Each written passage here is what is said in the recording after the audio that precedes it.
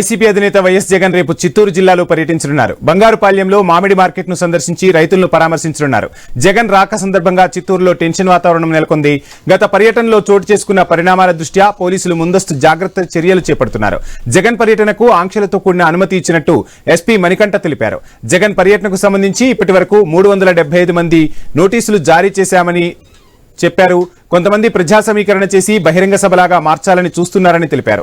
ఇది కేవలం రైతులతో ఇంటరాక్షన్ కార్యక్రమం మాత్రమేనని ఎస్పీ మణికంఠ స్పష్టం చేశారు.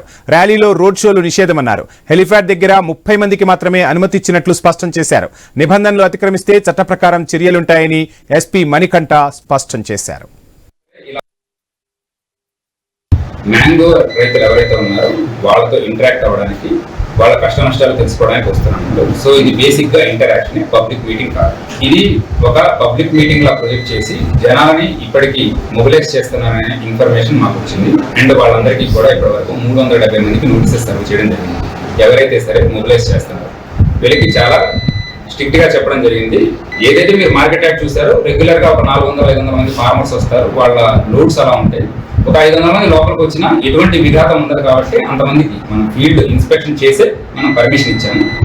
సో ఎవరైనా సరే ఇలా వచ్చారు అని తెలిస్తే, లార్జ్ స్కేల్లో తెచ్చారని తెలిస్తే ఖచ్చితంగా రౌడీ షీట్స్ ఓపెన్ చేస్తాం.